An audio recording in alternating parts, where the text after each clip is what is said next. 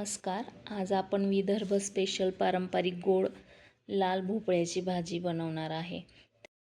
अगदी घरगुती पद्धतीने आणि खूपच चविष्ट. चला तर मग रेसिपीला सुरुवात करूया. त्याला कोळं पण म्हणतात. वेगवेगळ्या भागात वेगवेगळे नाव आहेत त्याला. चला, सर्वप्रथम लाल भोपळ्याचे साल काढून तो स्वच्छ धुवून मध्यम आकाराचे तुकडे करून घेऊयात.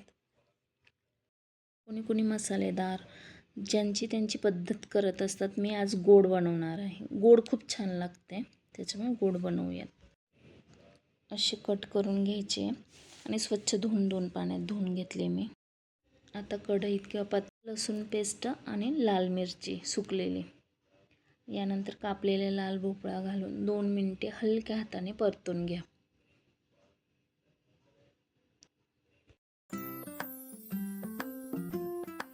त्याला झाकून वाफेत शिजू देऊ. छान वाफेत झालाय, बघू शकतात तुम्ही.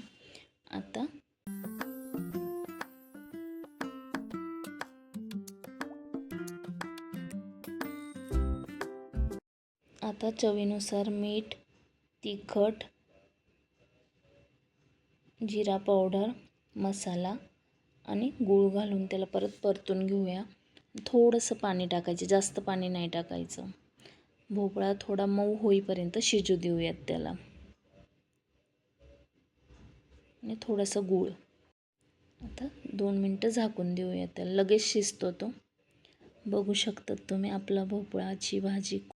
अशी ही विदर्भ स्टाईल गोड लाल भोपळ्याची भाजी पोळी, भाकरी किंवा पुरीसोबत खूपच छान लागते. तुम्ही नक्की ट्राय करून बघा आणि रेसिपी आवडली असेल लाईक शेअर करायला विसरू नका. थँक्यू.